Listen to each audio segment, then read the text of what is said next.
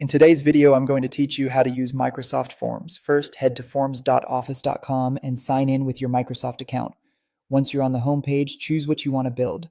Pick new form for surveys, registrations, or feedback, or choose new quiz if you plan to grade answers and assign points automatically. Give your form a clear identity. Click where it says Untitled Form, type a descriptive title, and add a short explanation so people know the purpose, who it's for, and roughly how long it takes. Now add your questions. Click Add New to see the available types and pick the best fit for the information you need. Choice creates multiple choice questions.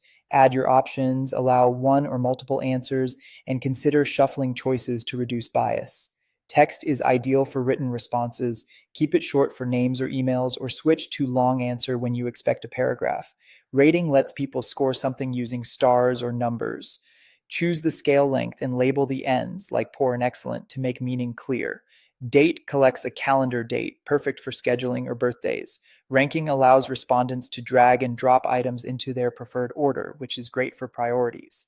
Likert builds a grid, such as a scale from strongly disagree to strongly agree across several statements, to capture attitudes consistently. For any question that must be answered, toggle the required switch. Use this thoughtfully so you collect essential data without making the form frustrating. Make it look and feel on brand. Click the style icon to choose a preset theme or color.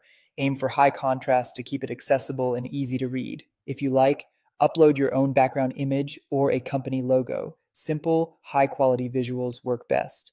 Some themes support background music to create a more engaging experience.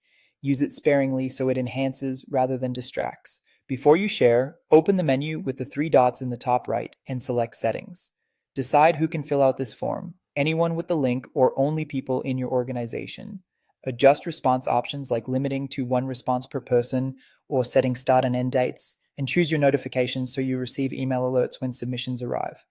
When you're ready to distribute, click Collect Responses. You can copy a link to share directly, download a QR code for print or screens, or use Embed to place the form on your website or intranet.